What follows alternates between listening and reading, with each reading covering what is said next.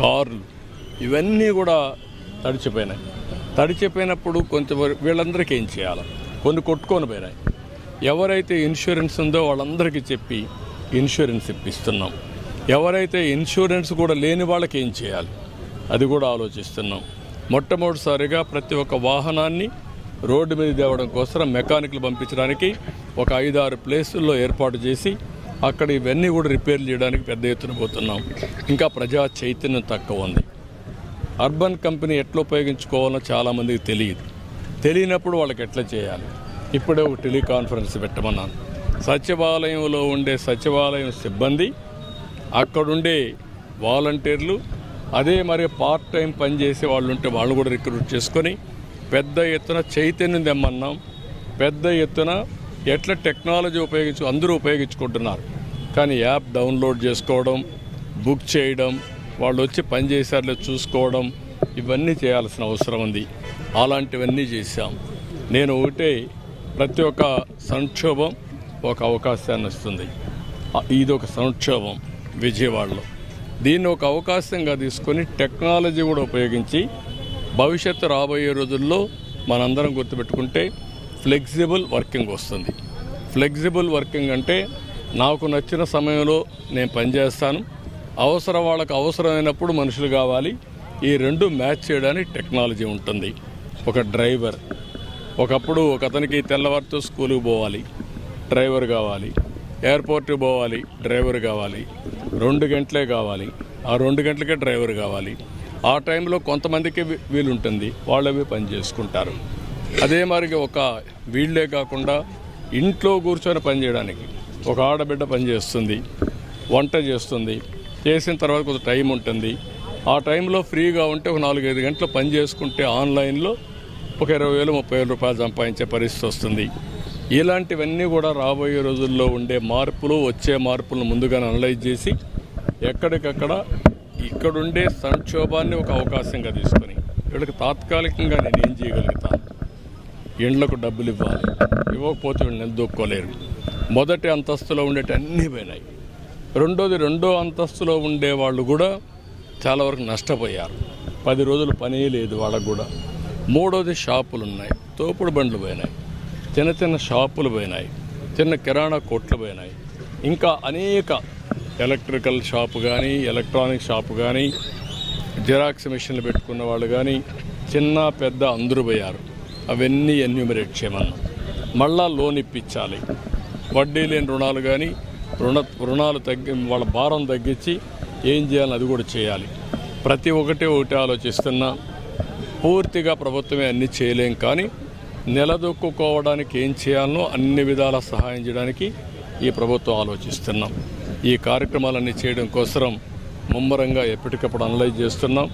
ఇప్పటికే మీరు ఎప్పుడూ చూడని విధంగా డ్రోన్స్ ఉపయోగించాం. డ్రోన్స్ ఇన్ని విధాలు ఉపయోగించాలని ఎవరు ఊహించుండరు. డ్రోన్స్ను ఉపయోగించి ఇండ్లకు ఆహారం అందజేశాం. మామూలుగా మా వాళ్ళందరూ ఈ వరదల్లో దిగలాకి ఇసిరేస్తూ ఉంటే, కాదు మన డ్రోన్స్ పెట్టి మిద్ది పైన వాళ్ళకి నేరుగా అందజేస్తే నేరుగా తీసుకోగలుగుతారని చెప్పి ఇచ్చాం. ఓసారి హెలికాప్టర్లో భోజనం పంపిస్తే 50% వేస్ట్ అయ్యేది విసిరేస్తే. దీనివల్ల 100% సక్సెస్ అయ్యింది. రెండో పక్కన మీరు చూస్తే అదే డ్రోన్స్ని పంపించి ఎక్కడెక్కడ చెత్త ఉందో అవన్నీ కూడా రికార్డ్ చేశాం, అవన్నీ పంపించాం. ఇదే డ్రోన్స్ని పంపించి ఎక్కడెక్కడ డ్రైన్స్ అన్నీ బ్లాక్ అయిపోయిందో అవన్నీ తెప్పించి అవన్నీ క్లియర్ చేయించాం. ఇదే డ్రోన్స్ని పంపించి 15 మంది చేసే పని బ్లీచింగ్ కానీ అవన్నీ కూడా డ్రోన్ చేసే పరిస్థితికి వచ్చింది. ఒక వినూత్నమైన పద్ధతిలో డ్రోన్స్ ఉపయోగించాం. దీనివల్ల కూడా చాలా వరకు వెసులుబాటు వచ్చింది. హెలికాప్టర్లు ఉపయోగించాం, ఎన్డీఆర్ఎఫ్ను ఉపయోగించాం. కడాన ఆర్మీలో ఉండే ఇంజనీరింగ్ డిపార్ట్మెంట్ వాళ్ళు కూడా పిలిపించాం గంటలు పూడ్చడానికి. అనేక ప్రయత్నాలు చేసి ముందుకు పోతున్నాం. ఇప్పుడు ఎన్యూమరేషన్ జరుగుతూ ఉంది. ఇది జరిగిన తర్వాత ఏ విధంగా అందరికీ న్యాయం చేయాలో చేసి అక్కడి నుంచి మళ్ళీ ఎప్పటికప్పుడు దీన్ని సమీక్ష చేసుకుంటూ వీళ్ళకు ఒక డైరెక్షన్ ఇచ్చి అన్ని విధాల వీళ్ళ బాధలు తగ్గించడానికి, మళ్ళా మెరుగైన జీవితాన్ని గడపడానికి ఏమేమి చేయాలో అవన్నీ చేపిస్తాం. తిరగని ప్రాంతం లేదు, తిరగని లైన్ లేదు. ఇన్నిసార్లు తిరిగారు అంటే సాటిస్ఫాక్షన్ లెవెల్ సార్ అంటే ఒక కష్టంలో ఉన్నప్పుడు సమస్య జటిలమైనప్పుడు ఆ జటిలమైన సమస్యను పరిష్కారం చేస్తూనే దాని ఫలితాలు కూడా అధ్యయనం చేసుకొని మళ్ళా మార్పులు చేర్పులు చేసి మళ్ళా ఫాలోఅప్ చేసి తప్ప సాధ్యం కాదు. ఒకసారి ఆర్డర్ పాస్ చేస్తే అయిపోయేది కాదు. ఇది కాంప్లికేటెడ్ సమస్య. మీరు ఒకసారి చూశారు, నేను ఒక పక్క గండ్లు బూడ్చే కార్యక్రమం అప్పచెప్పాం. వాళ్ళు ఏం చేస్తున్నారు నిమిషం చూశాను. టౌన్లో ఎంత వాటర్ ఉందో నేను అధ్యయనం చేశాను. పాసార్ ల్యాబ్ ద్వారా లేటెస్ట్ టెక్నాలజీస్, సెటిలైట్ ఉపయోగించాం, డ్రోన్స్ ఉపయోగించాం, మనుషుల్ని పెట్టాం. ఎక్కడ ఎంత ఉందో అన్నీ కూడా 2 అడుగులు ఉందా, 3 అడుగులు ఉందా, 5 అడుగులు ఉందా, 7 అడుగులు ఉందా, అవి కూడా అధ్యయనం చేశాం. ఎంత వాటర్ ఉందో రఫ్గా అసెస్ చేశాం. అక్కడి నుంచి ఈ వాటర్ బయట పోవాలంటే నేను నేరుగా ఎయిర్పోర్ట్ దగ్గర పెట్టినప్పుడు బుడమేరు ఫ్లైఓవర్ ఉంది, అక్కడ పోయి చూశాను. అడ్డంకులు ఉన్నాయి. ఇక్కడ మధురానగర్ ఉంది, మధురానగర్లో ఫ్లైఓవర్స్ చూశాను. అక్కడ కిందనుంటే బ్రిడ్జెస్ ఉంటే దాని కిందంతా పూడిపోయింది. అదే మరి మధురానగర్లో ఒక రైల్వే లైన్ ఉంటే ఆ రైల్వే లైన్ పక్కన బ్రీచ్ పెట్టారు. ఆ బ్రీచ్ని పెంచాం. 1500 క్యూసెక్స్ నీళ్లు పోతా ఉంటే అది 2000 చేశాం. 2-3 సార్లు వచ్చాను, నేను పర్యవేక్షించి అధికారులకు ఆదేశాలు ఇచ్చి అవన్నీ అమలు చేశాం. అనునిత్యం చాలా జాగ్రత్తగా ప్రతి ఒక్కటి ప్లాన్ చేశాం. కాబట్టి ఈరోజు ఇది సాధ్యమైంది.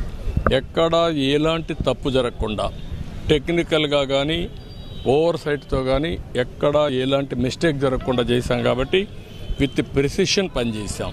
నేను ఒక్కడనే కాదు, మా అధికారులందరూ కూడా అదే మరి పనిచేశారు. ఎప్పుడూ లేని విధంగా 4-5 అడుగుల నీళ్ళల్లో బురదలో తిరిగారు. అందుకనే ఈరోజు ప్రజలకు కూడా ఒక నమ్మకం కల్పించింది మొత్తం ప్రభుత్వ వ్యవస్థ మొత్తం. ఇలాంటి కార్యక్రమాలు చేయాలంటే ఎప్పుడు కూడా కొన్ని సమస్యలకి ఈజీ పరిష్కారాలు ఉండవు, సులభమైన పరిష్కార మార్గాలు ఉండవు. అన్ని విధాలుగా చేసి ఎప్పటికప్పుడు ఈరోజు కూడా 9వ రోజు మళ్ళీ వస్తే బట్టలు లేవంటే మళ్ళీ ప్రొక్యూర్ చేయమన్నా. ఎన్ని ఉన్నాయో ఎన్ని వేలున్నాయో తెప్పించండి, రేపు మార్నింగ్ మళ్ళీ డిస్ట్రిబ్యూట్ చేద్దాం, కనీసం కొంతమందికైనా ఇద్దాం, పైనుండే వాళ్ళు కాకుండా కింద ఉండే ఫ్లోర్స్కి ఇవ్వాలని చెప్పి ఆదేశాలు ఇచ్చాను. ఆపరేషన్ ఆప్కో నుంచి ఎక్కడుంటే అక్కడ అవన్నీ తెమ్మన్నాను. ఎక్కడ దొరికితే అక్కడ తీసుకొచ్చేస్తున్నాం. అదే మరి ఎంక్రోచ్మెంట్స్ ఉన్నాయి, దానివల్లే అది కూడా బుడమేరు ఆపరేషన్ స్టార్ట్ అవుతుంది. డెఫినెట్గా అవన్నీ చేయాల్సిన అవసరం ఉంది. మళ్ళీ ఇలాంటి సమస్య పునరావృతం కాకుండా దాన్ని ఏం చేయాలో చేస్తాం. ఎవరైతే ఇలాంటి దుర్మార్గాలు చేసే వాళ్ళపైన కూడా కఠినంగా ఉంటాం. అప్పుడే ప్రజలకు న్యాయం జరుగుతుంది. Will do everything possible. Sir last year కష్టం వచ్చిందని చెప్పి ప్రజలంతా మీ వెనక నడిచారు. ఏడాది తర్వాత ప్రజలకు కష్టం వచ్చిందని మీరు ప్రజల వెంట అంటున్నారు. ఈ 2 పరిణామాల సందర్భాలు ఎలా చూస్తారు?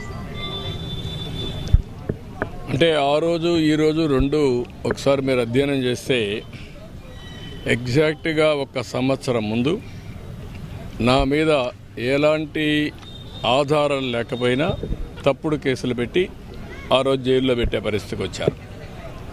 ఆ రోజు మన రాష్ట్రంలోనే కాకుండా ప్రపంచం మొత్తం 80 దేశాల్లో నా కోసం పోరాడారు. ఆ రోజు కూడా బస్సులో ఉన్నాను. ఆ రోజు నన్ను అక్కడి నుంచి అరెస్ట్ చేశారు. ఈరోజు కూడా మళ్ళా ప్రజలకు కష్టాలు వస్తే అదే బస్సులో ఇక్కడ కలెక్టరేట్లో ఉన్నాను. డిఫరెన్స్ 2 ఒకటే, కానీ వ్యత్యాసం లేదు. కానీ ఆ రోజు ప్రజలు నా కోసం పోరాడారు, ఈరోజు ప్రజల కోసం నేను యుద్ధం చేస్తున్నా. అది డిఫరెన్స్. బట్ ఏది ఏమైనా ఒక్కోసారి చరిత్రలో